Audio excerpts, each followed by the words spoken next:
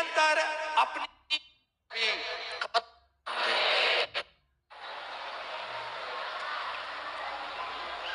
गंगा यमुना सरस्वती का त्रिवेणी का संगम, माँ की गोद में बैठकर ये कथा सुनना, कथा श्रवण करना और माता की गोद में बैठकर एक आनंद की अनुभूति करना। पर साथ में एक नियम इस शिव महापुराण की कथा से हमको लेना, वो भी बस केवल यही का है। नियम ये लेना है कि हम माँ गंगा जी का स्नान करें, माँ यमुना जी का स्नान करें, माँ सरस्वती का स्नान करें, या हम ये शिव महापुराण की गंगा का स्नान करें, पर स्थान को पवित्र बनाने का प्रयास करें। ये नियम हमारे अंदर हो कि हमारे जहां हम कथा सुन रहे हैं, या जिस प्रांगण में रह रहे हैं, या घाट पर स्नान करने जा रहे हैं, या कथा मंडप में पहुंचे हैं, तो वो स्थान पवित्र, उसको स्वच्छ बनाओ, उसको गंदा नहीं बनाना। ना जाने कौन कौन नया नया नियम बना जाता है कि आप तीर्थ में स्नान करने जाओ तो अपने कपड़े छोड़कर आ जाओ। मुझे तो आज तक वो महाराज नहीं मिला जिसने बोला हो कि नहाने जाओ तो अपना तन का कपड़ा घाट पर छोड़कर आओ। आज तक ऐसा महाराज मिलना चाहिए था जो कह देता कि तन में डली हुई सोने की चेन घाट पर छोड़ के आओ तो बात चल जाता, पर कपड़ा छोड़ना कहाँ से? घाट पर लोग स्नान करने जाते हैं, इतने सारे तन के कपड़े छोड़ जाते हैं, इतने सारे वस्त्र छोड़ जाते हैं। जो नहाने जाता है वो आपके वस्त्र को लांग कर जाता है। अब उस व्यक्ति को यह नहीं मालूम कि अपने तन का कपड़ा, अपने तन का वस्त्र क्यों। आप लोगों को मालूम होगा कि आप अपने घर में वस्त्र सुखाते हो तो उस वस्त्र को तार पर डालते हो, डोरी पर डालते हो, किसी क्यारी पर डाल देते हो, पर उसको जमीन पर नहीं डालते, क्योंकि हमारे कपड़े अगर कोई लांग कर जाएगा तो बीमारियां हमको घेरती जाएगी। किसको बीमारियां घेरेगी? जो लांगा है उसको नहीं, जिसका वस्त्र है उसको। अब वो अंदाजा तो लोगों को रहता नहीं है। बस बड़ी पवित्र स्नान करने के लिए माँ क्षिप्रा की गोद में गए, माँ नर्मदा जी की गोद में गए, माँ गंगा जी की गोद में गए, माँ यमुना जी की गोद में गए। किसी ने कहा था कि कपड़ा नहीं छोड़ना है, अपना दिल, अपना कलेजा, अपना हृदय जब किसी पवित्र स्नान के लिए जाओ, पवित्र नदी के तट पर जाओ, माँ गंगा यमुना कावेरी सरयू क्षिप्रा नर्मदा आदि के तट पर जाओ, तो अपना दिल छोड़ो, अपना हृदय छोड़ो, अपनी विसंगतियां, जैसे कुछ गलत बोलते हो, गलत विचार रखते हो, अपशब्द कहते हो, ताना देते हो, गालियां देते हो, आड़ा टेढ़ा बोलते हो, वो छोड़ो। पर लोग वो तो नहीं छोड़ पाए, मालूम पड़ा कि उन्होंने अपने कपड़े छोड़ दिए। और जो कपड़ा तुम छोड़ने के लिए आते हो ना, वो ईमानदारी की बात है, अपने घर से लेके ही ऐसा चलते हो कि इसको मुझे छोड़ना है, जो किसी काम का नहीं है, जो किसी काम का ही नहीं। शिव कथा कहती है, भगवान शंकर की पवित्र कथा इस प्रयागराज की भूमि से प्रारंभ हो रही है और आज कथा का प्रथम दिवस है। कथा थोड़ी लेट हुई है, जिसमें हमारे संगीत वाले तो अभी तक यहाँ नहीं पहुँच पाए हैं। और एक और बहुत अच्छा लगा, संगीत वालों की जगह तुमने साथ दे दिया, आप लोगों ने साथ।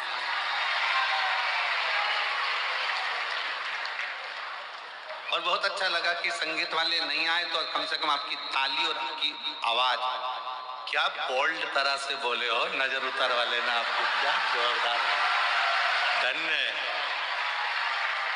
बाबा जी ये पक्के भक्त हैं और ये एक ही बात पूछते पूछते हैं, सतुआ बाबा शिविर का, सतुआ बाबा शिविर का, सतुआ बाबा शिविर का,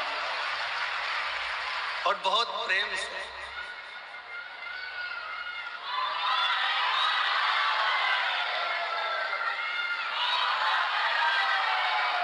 बहुत बोल, हर हर महा, सारी समस्या का हल,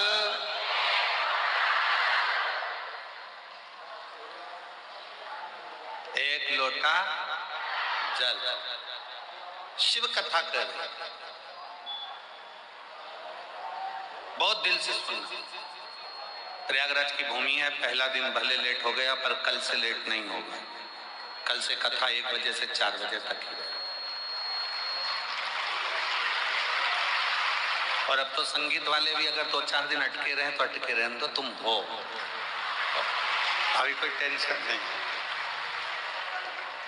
बहुत दिल से सुनना। कथा सुनने के लिए आप कहीं किसी अन्य जगह पर नहीं गए हो कथा सुनने के लिए। जैसे काशी की कथा सुनी थी तो मेरे बाबा विश्वनाथ भोलेनाथ की गोद में बैठकर अपने बाप के घर में सुनी थी, और अब की बार जो कथा सुन रहे हो वो अपनी माँ की गोद में बैठकर सुन रहे हो। और बाप और माँ का लाड़ प्यार क्या होता है मालूम है आपको? लंका तक पहुंचूंगा मैं, लंका तक जाऊंगा, लंका तक पहुंचूंगा। मैं पार्थिव लिंग का पूजन करने के लिए रोज करता हूं, मना नहीं, पर मैं पार्थिव पूजन आज शिव को ढूंढने के लिए नहीं। और रावण ढूंढते ढूंढते ढूंढते ढूंढते थक गया, पर शिव नहीं, शंकर नहीं। तब मंदोदरी ने रावण के हाथ का स्पर्श कराकर थोड़ी सी बालू मंदोदरी लेकर जाती है, और मंदोदरी उस बालू से शिवलिंग का निर्माण करती है। केवल रावण के हाथ का स्पर्श कर कर बालू मंदोदरी लेकर जाती है, और मंदोदरी ने पार्थिव शिवलिंग का पूजन करा, पार्थिव लिंग का पूजन करा, पार्थिव पूजन करी। और जैसे ही पार्थिव लिंग की पूजन मंदोदरी ने करी, इतनी देर में रावण के सम्मुख में भगवान देवाधिदेव महादेव तुरंत प्रकट हो जाते हैं, स्वयं सामने आकर खड़े हो। अर्थात शिव महापुराण की कथा एक बड़ा सुंदर प्रसंग वर्णन करती है। लंकाधिपति रावण का ये प्रसंग कहता है कि घर का कोई सदस्य, परिवार का कोई सदस्य जब शंकर जी के पार्थिव लिंग का पूजन करता है या भगवान शंकर को 1 लोटा जल चढ़ाता है, उसके घर का यदि एक सदस्य भी शिव के मंदिर तक जा रहा है, उसके घर का एक सदस्य भी अगर शंकर के शिवालय तक जा रहा है, तो ये निश्चित है कि परिवार का एक सदस्य भी अगर शंकर का भजन कर रहा है तो वो एक सदस्य, इसलिए शास्त्र कहता है, उज्जैन का ऋण मुक्तेश्वर मंदिर का दरवाजे पर लिखा है कि शिव महापुराण सुनने वाला, शंकर का स्मरण करने वाला, शंकर को 1 लोटा जल चढ़ाने वाला केवल 1 पीढ़ी या 7 पीढ़ी को नहीं, 71 पीढ़ी को पार लगा दे।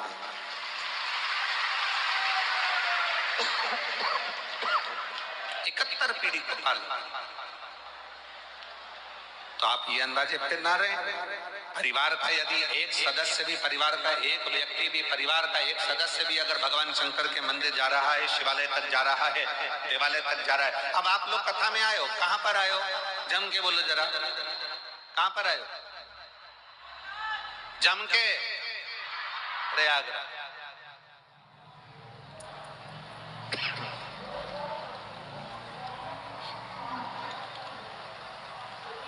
स्नान कर लिया?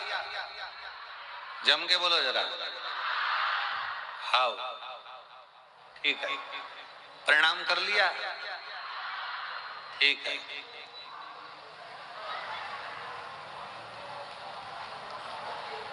कब जाओगे? 16 के बाद? अच्छा, ठीक है। अब तुम ईमानदारी से बोलो, कथा सुन रहे हो, प्रणाम कर रहे हो, स्नान कर रहे हो, बैग लेकर आए हो, तुम कितना भी प्रयास कर लेना, प्रयाग की थोड़ी ना थोड़ी रज, थोड़ी ना थोड़ी धूल, थोड़ी ना थोड़ी रज, थोड़ी ना थोड़ी जल तुम्हारे उस कपड़े में लगकर, तुम्हारे बैग में लगकर, तुम्हारे शरीर में लगकर तुम्हारे घर तक जरूर जाए। अब गया,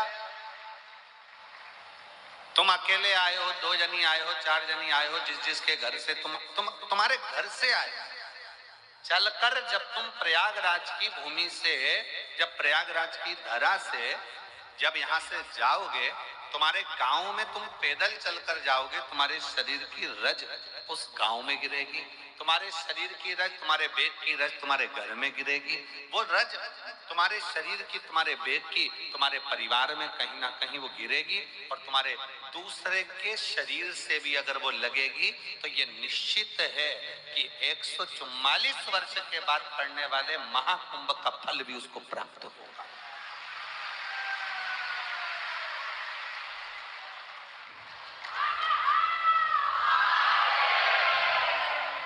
ये महाकुंभ का फल उसको प्राप्त होगा, ऐसा नहीं है कि उसको प्राप्त नहीं होगा।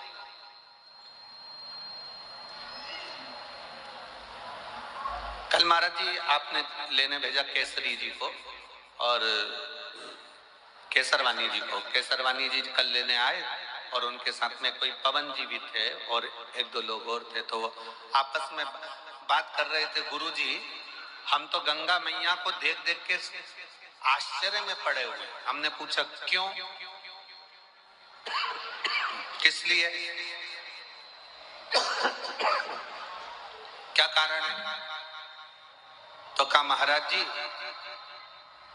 एक तो लोगों का बैग, कपड़े, सामान, और ऊपर से लोग यहाँ गंगा नहाकर जा रहे हैं तो साथ में भर के भी ले जा रहे हैं।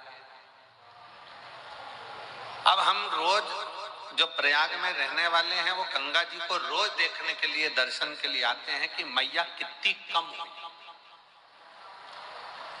मैया कितनी कम, क्योंकि इतनी करोड़ों जनता, लगभग कल तक का आंकड़ा था कि 50 करोड़ लोग नहाकर जा चुके हैं, स्नान कर जा चुके।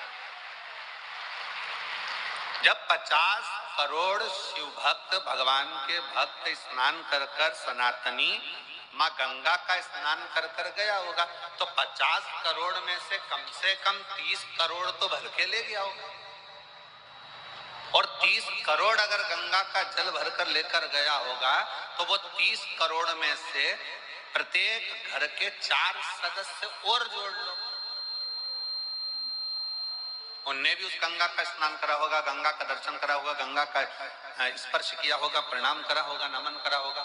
जरा विचार करो। तो कल केसरवानी जी कह रहे थे गुरुजी लोग गंगा भर भर कर ले जा रहे, भर भर कर ले जा रहे, भर भर कर ले जा रहे, पर हम देखते हैं कि गंगा तो ऐसी ही अपनी अविरल धारा में बहती चली जा रही है। हमने कहा केसरवानी जी यह गंगा मैया हमको सीख देती है कि तुम माँ के पास आए हो ना, तो माँ की कृपा कभी कम नहीं होती, वो बरसती ही रहती है और बढ़ती ही रहती है, वो देती ही रहती है।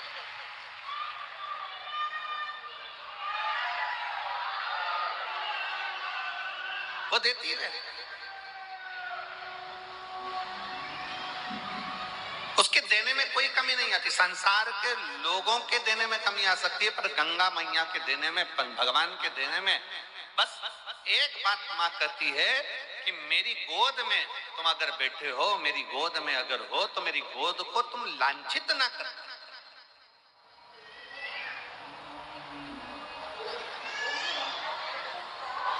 और कितना कितना विधर्मियों ने इस प्रयागराज के कुंभ को बदनाम करने के लिए कितना कितना विधर्मियों ने चाल चली।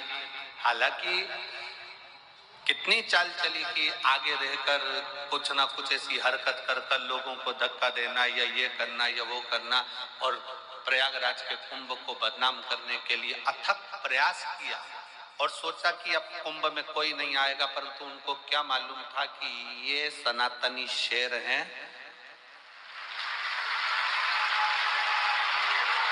लोग कहते हैं सनातनी सो रहा है, जिनकी सोच में यह भरा हुआ है कि सनातनी सो रहा है, वो समझ लेना कि बेवकूफ है। वो बेवकूफ था, उसकी पागलपंती है जो कहता है कि सनातनी सो रहा है और हम सनातनियों को जगा रहे हैं। सनातनी कभी सोता ही नहीं है, और उसका नजारा अगर देखना है तो एक बार प्रयागराज की पवित्र भूमि पर आकर देखो, जो 50 करोड़ लोग नहाकर,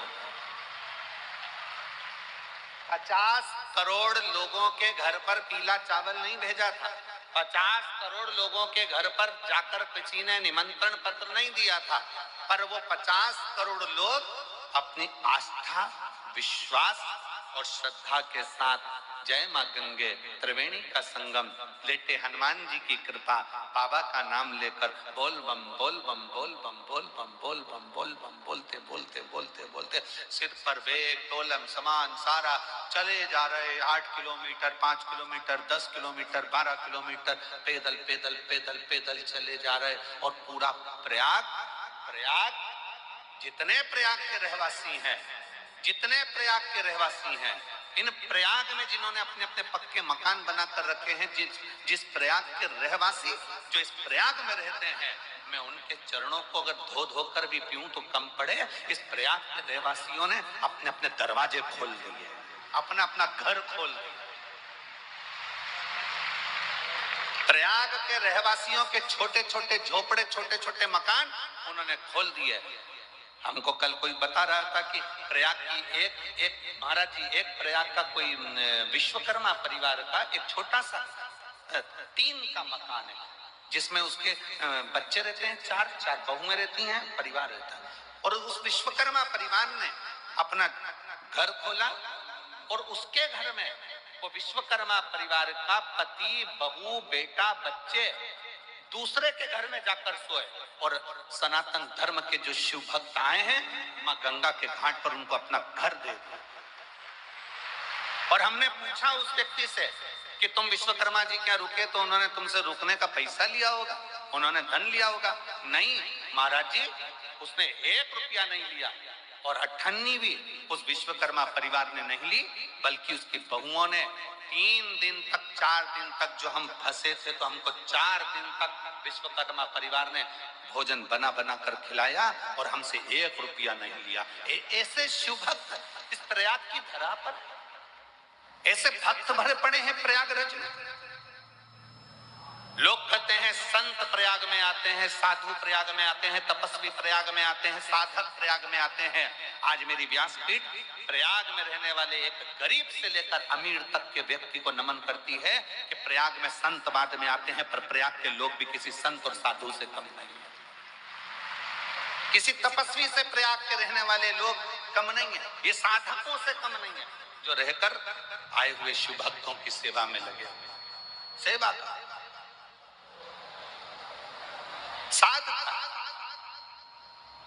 घर का अगर एक सदस्य, क्या हुआ?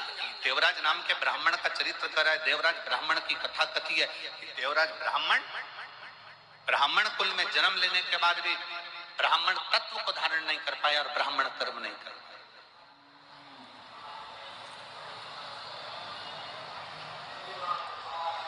ब्राह्मण कर्म नहीं कर पाया। एक पर स्त्री के कहने पर उस स्त्री को एक राज घराने की रानी का हार पसंद आ गया और उस हार को लेने के लिए वो देवराज ब्राह्मण चोरी करने गया और उसके पीछे राजा के दूत लग गए।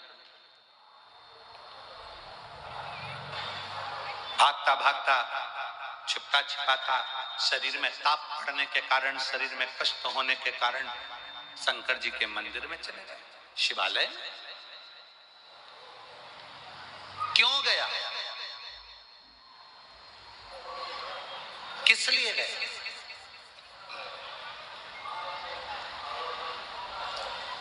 सबको मालूम है प्रयागराज में भीड़ बहुत हो रही है।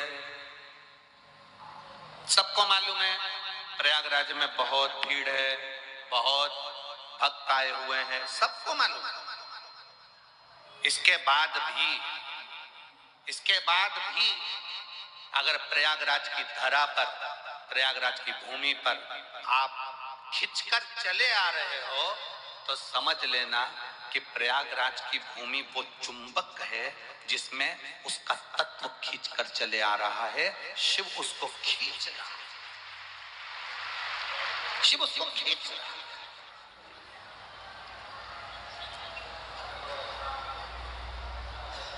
अब इतना बड़ा प्रयाग और इतने बड़े प्रयाग में 21 नंबर सेक्टर ढूंढना, पीपा पुल नंबर 1 ढूंढना, सतुआ बाबा का शिविर ढूंढना, महाराज जी और इतने बड़े प्रयाग में ढूंढते ढूंढते ढूंढते ढूंढते और तुम सब सतुआ बाबा शिविर को ढूंढते ढूंढते ढूंढते तुम यहाँ पहुंच जाना।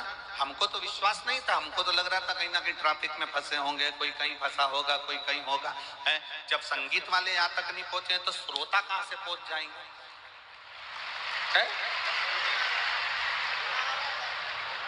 अच्छा, बाबा जी कह रहे संगीत वाले भी 10 मिनट में पहुंच जाएंगे। अब श्रोता जरा विचार करो, जब संगीत वालों को आने में टाइम हो गया तो श्रोता कैसे पहुंच सकते हैं? पर समझ में आया ये ओरिजिनल, ये ओरिजिनल।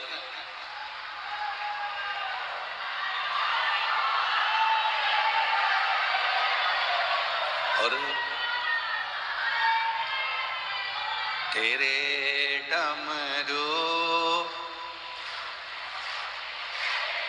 मैं काशी नगरी। आज बिना संगीत के ही एक भजन हम भी देखें जरा। सुन के मैं काशी नगरी, मैं काशी नगर, ये भी नहाने को मैं काशी नगरी आई हूँ, उसी गंगा को नहाने को मैं काशी नगर। मेरे भोले ओ बम भोले, रिंद रिंद नगरिया सुना है हमने ओ तेरी काशी में मुक्ति है, सुना है हमने। धन्य है शिव भक्तो, धन्य है मैं काशी नगर। सुना है हमने ओ भोले तेरी काशी में मुक्ति है, सुना है हम।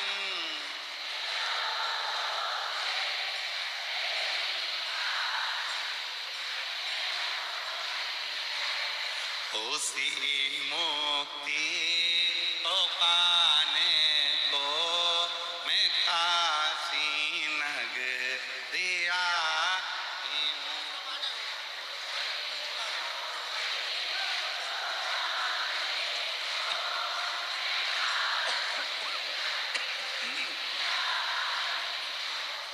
मेरे भोले ओ बम भोले मैं काशी सुना है हमने ओ भोले तेरी काशी में गौरा है, सुना है हम।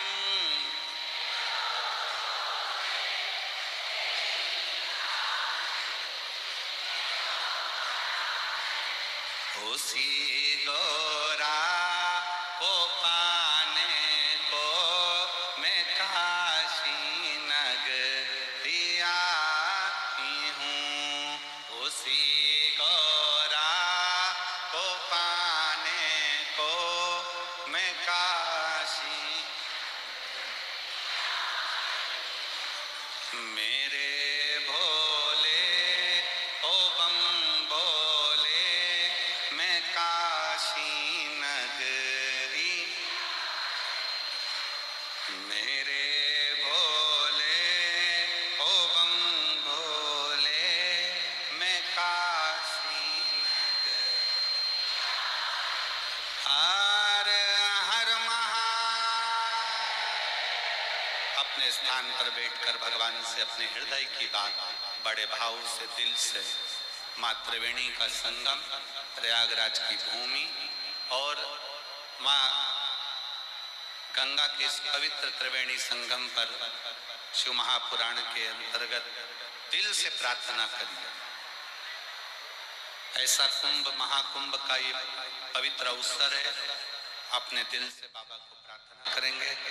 जहां जगह मिले वहां बैठकर भाव से बाबा को निवेदन करें।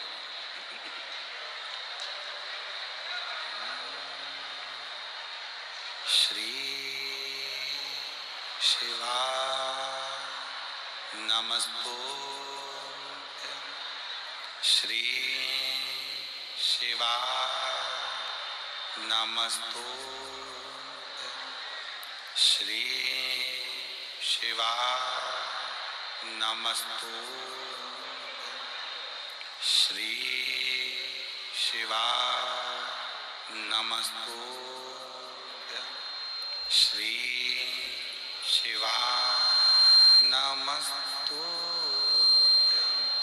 भोला सब दुख काटो हमारा, ओ भोला सब दुख काटो।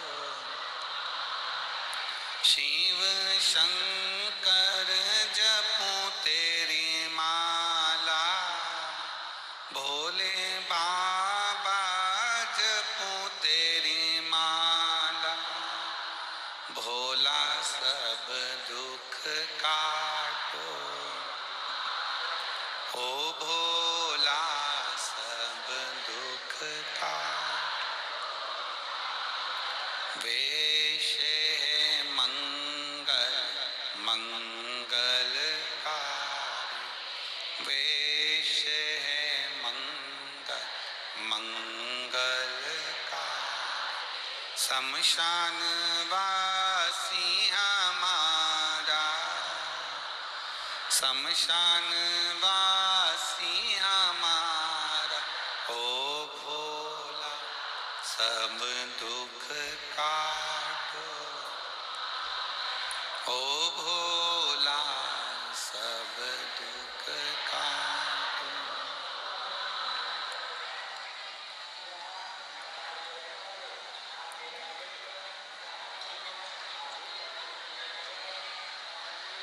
भगवान देवादिदेव महादेव, भगवान शिव, त्रिकालदर्शी शंकर भगवान की कथा कर। देवराज ब्राह्मण होकर ब्राह्मण कर्म से वंचित रहा है। स्त्री के कहने पर, एक नारी के कहने पर, और वो स्त्री भी उसके घर की नहीं, पर नारी के कहने,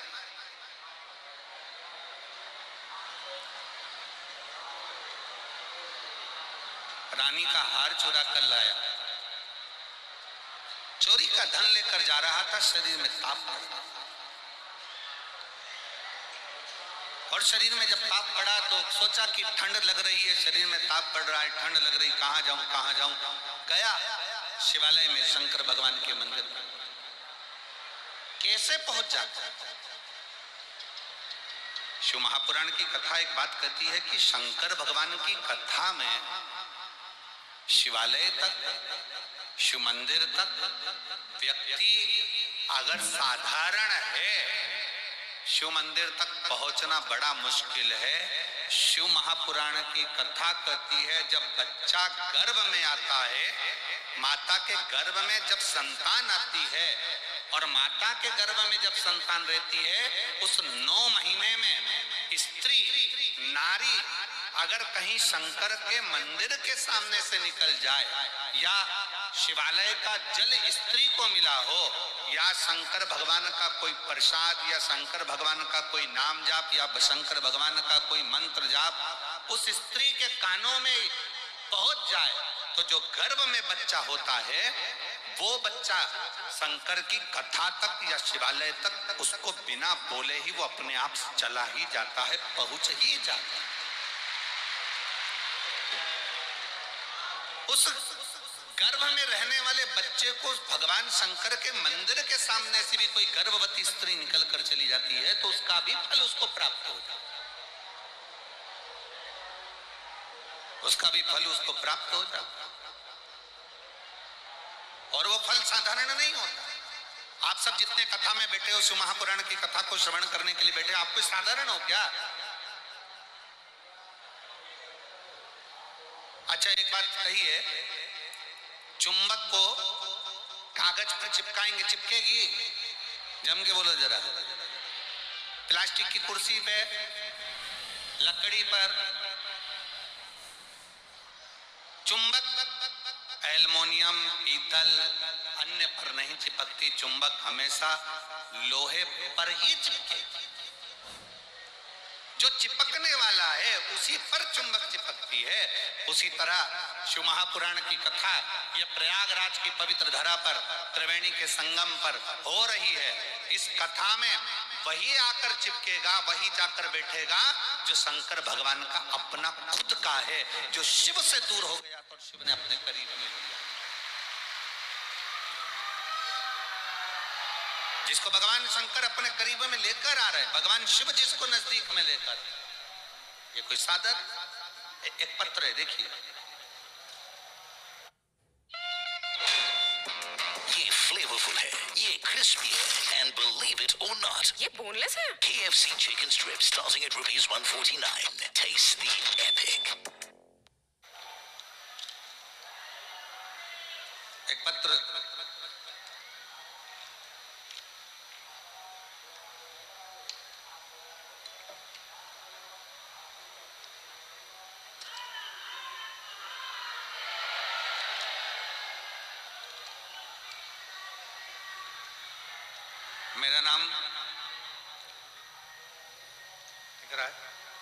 मेरा नाम गीता यादव, हम लखनऊ से आए हैं।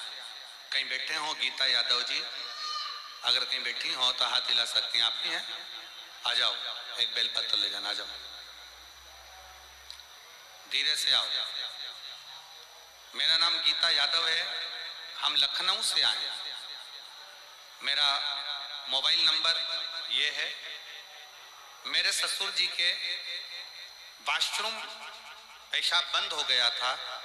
जब डॉक्टर को दिखाया तो डॉक्टर ने जांच कर रिपोर्ट जो निकाली गई तो कहा गया कि इनको कैंसर है और पेशाब नली में गांठ पड़ गई। कैंसर का शब्द सुनकर जांच में कैंसर आया, दूसरी जगह जांच कराई उसमें भी कैंसर आया, तीसरी जगह जांच कराई उसमें भी कैंसर आया। तब आखिरी में मन रोने लगा कि ये साधारण परिवार के हैं और ये बीमारी कैसे आई। तब गुरुदेव, मेरी सासू माँ ने बोला कि आप चिंता मत करो, डॉक्टर ने बोला है ना कैंसर है, चिंता नहीं करना। वो सियोर वाला महाराज कहता है कि शिव पर चढ़ाया गया एक लोटा जल सारी समस्या का हल है। और अगर मन में सोचोगे कि बीमार हो तो बीमार होते चले जाओगे। मन में सोच लिया कैंसर हो गया, कैंसर हो गया, कैंसर हो गया, तो कैंसर बढ़ता चले जाएगा। अब तुम सोचो कि कैंसर है ही नहीं, दवाई खाओ डॉक्टर की, क्योंकि वो सियोर वाला महाराज कहता है कि डॉक्टर शिव का एक रूप होता है। तो डॉक्टर की दवाइयां खाओ, जांचें कराओ। सास कहती है मैं शंकर के मंदिर जाऊंगी, जल चढ़ाकर लाऊंगी। हम बहुएं मंदिर जाने लगी, सास मंदिर जाने लगी, जल चढ़ाकर लाने लगी। उसी समय पर मंदिर से 4 दिन बाद एक महिला कहती है कि मेरे पास सीहोर का रुद्राक्ष रखा है, मैं तुमको देती हूँ। हमें 4 दिन बाद सीहोर का रुद्राक्ष मिल गया। तांबे के कलश में गलाना, शिव जी को जल चढ़ाना, ससुर जी को पिलाना। दूसरी बार डॉक्टर ने कहा था फिर जांच के लिए आना। हमने फिर वापस जांच कराई और जांच कराने पर पता चला कि मेरे ससुर के शरीर में कोई कैंसर नहीं है। हमें विश्वास नहीं हुआ, हमने फिर दूसरी जांच कराई। दूसरी जांच में भी निकला कि शरीर में कोई कैंसर नहीं है। मैं बाबा को यहाँ धन्यवाद देने के लिए आई हूँ। मैं सतुआ बाबा जी आपको प्रणाम करती हूँ कि हमको इतने नजदीक में लखनऊ के पास में आपने कथा सुनवा दी, उसके लिए साधु का एक बार जोरदार ताली बजाएं। साधु कहीं बैठी हो तो एक बेलपत्र लेने के लिए श्रीमती गीता यादव लखनऊ से आप आ सकती हैं। लखनऊ से एक पत्र और है, बड़ा सुंदर है, देखिए।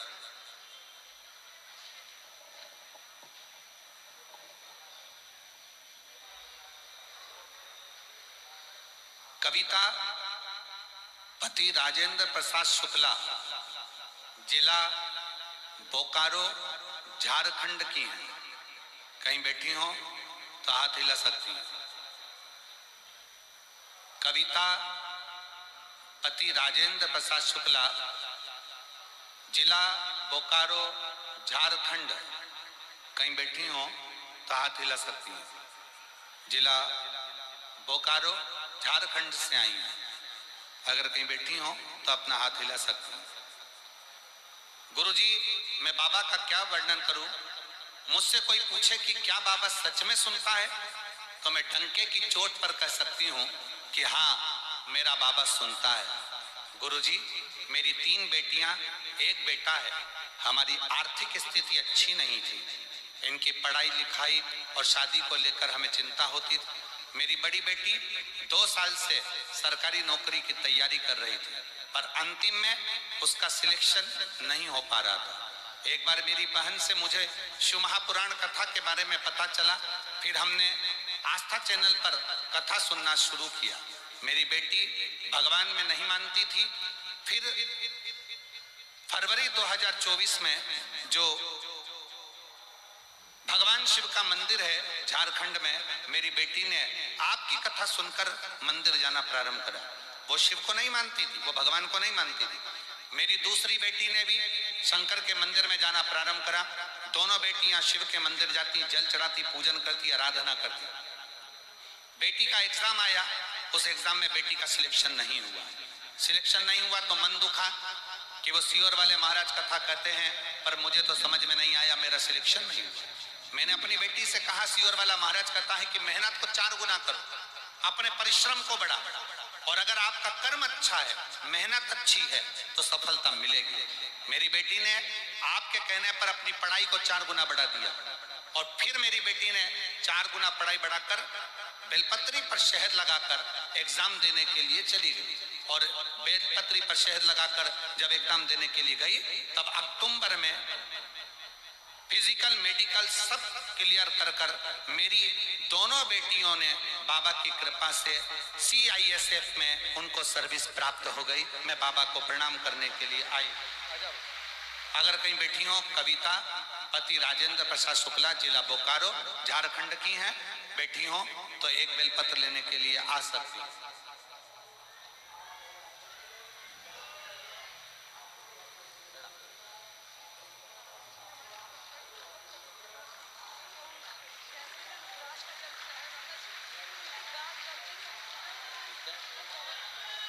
एक उनको बेलपत्र देना होता है। पढ़ाई कर रहे हो? दीदी कह रही हैं मेरे ससुर की तबीयत इतनी ज़्यादा खराब थी कि डॉक्टर ने जवाब दे दिया था, और फिर हमने शिव के मंदिर का जल लाकर चढ़ाना और पिलाना प्रारंभ करा। अब पूर्ण तरह से कैंसर से मुक्त हैं। एक बार जोरदार ताली बजा कर साथ। शिव तत्व है, शंकर ओघड़ी। आप आए हो ना कथा में, शिव महापुराण की कथा श्रवण करने के लिए आए हो, साधारण नहीं। यहां 1 महीने का कल्पवास करने के लिए कल्पवासी आते हैं। आपको मालूम है कि नहीं मालूम? जम के तो बोलो। 1 महीने का कल्पवास करने के लिए कल्पवासी आते हैं, और 1 महीना पूरा कल्पवास माघ महीने का करते हैं और चले जाते हैं। ये केवल महाकुंभ से नहीं, प्रति वर्ष आते हैं। हर वर्ष, प्रति वर्ष कल्पवास करने के लिए कल्पवासी आते हैं। 1 महीना रुकते हैं, फिर जाते हैं।